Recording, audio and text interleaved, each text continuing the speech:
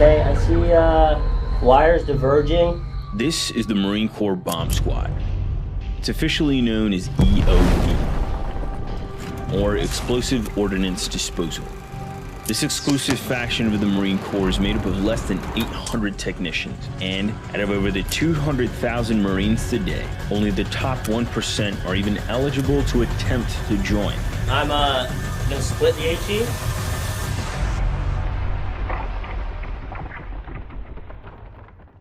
As the Marine Corps faces new challenges, it finds new ways to fight, like EABO. We'll get to that in a second. What you're about to see is an experiment to operate in one of the most hostile environments on the planet, here in the Chapel of Misery, the Jungle Warfare Training Center. An unwelcoming, unforgiving, contested arena where species of all kinds fight for their survival. An environment that's truly made for Marines. 2-4 outside.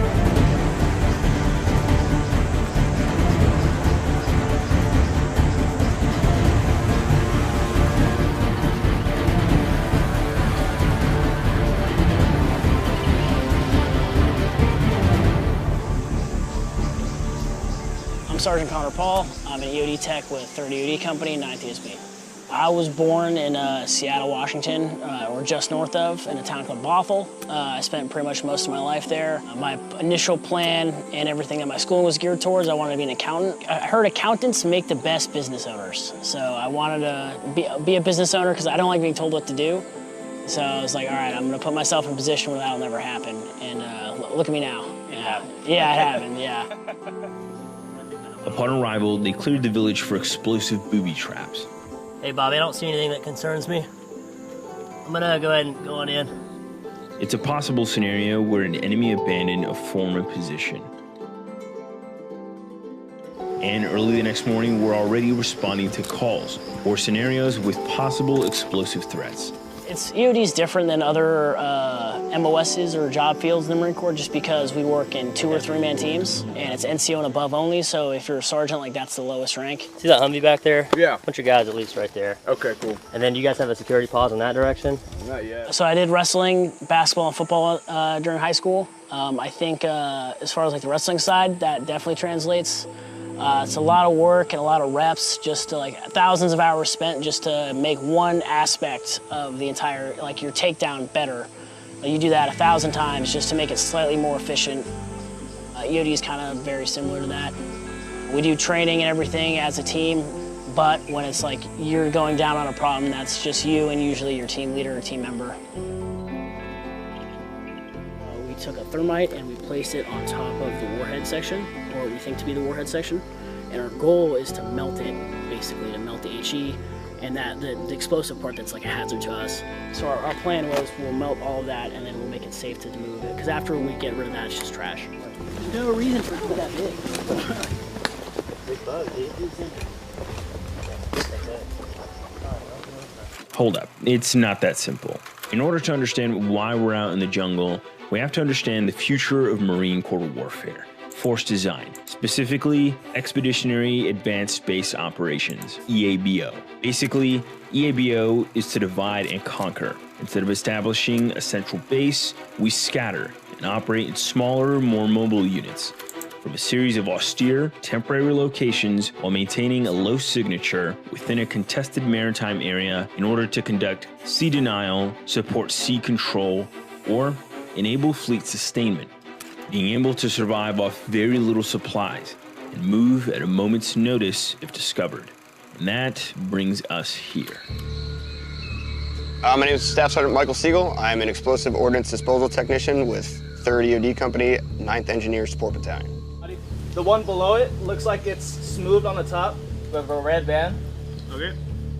So for us Jungle Crab, we're coming out here. We're advancing our actual EOD skills as well as our survival skills as a whole, and trying to merge the two together. Okay, I'm gonna snip the line. EABO is Expeditionary Advanced Base Operations. Essentially, we don't have a full picture of it yet, but we're trying to figure that out. We're doing different operations, going out, doing training, and trying to see where we really fit in. in the future, we don't know what type of mission set we could get. On a regular basis, we train in pretty fair weather. Out here, we start getting into the more extreme elements and see how people work under pressure.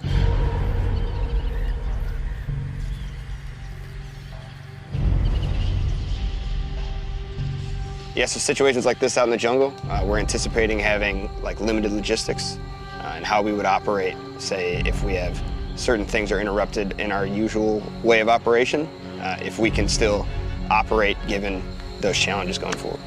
I haven't gotten that far, but it looks like it's a dual switch. Looks like I might be digging up a battery here, maybe a cap wire. And if we're really trying to save this road, which we are, it's just gonna pop that. You're in the elements the entire time. You're dealing with challenges that aren't just the problem itself, but you also have external stressors and movement to the objective and movement back and things like that. I'm gonna start picking leaves off the top of this thing. So let on-scene know that there's a potential for a high order right now, okay? This is a high order, the full explosive yield of the ordnance. At the first times, the nerves can definitely be a little high, but once you realize that you know what you're doing, and it obviously hasn't exploded yet, it probably just won't randomly go up for no reason.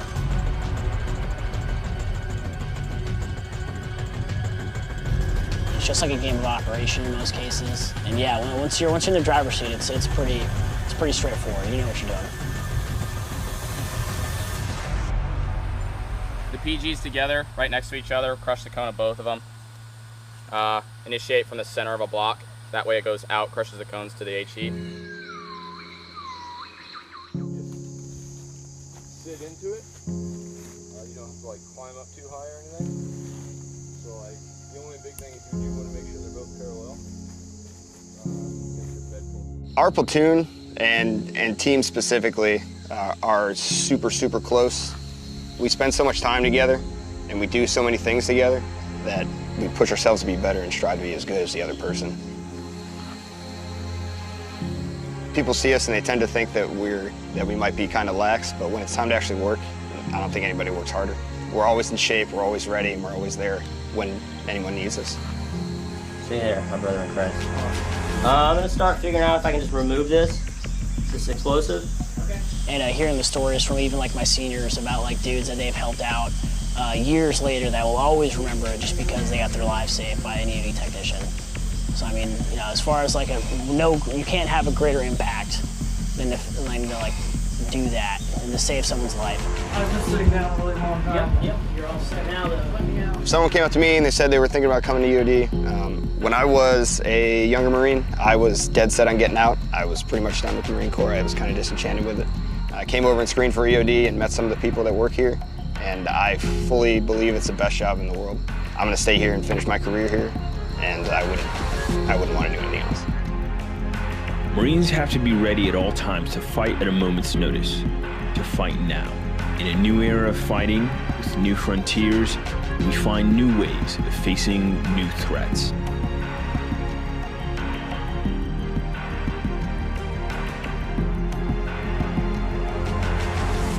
Cujo 2-1, this is Moises.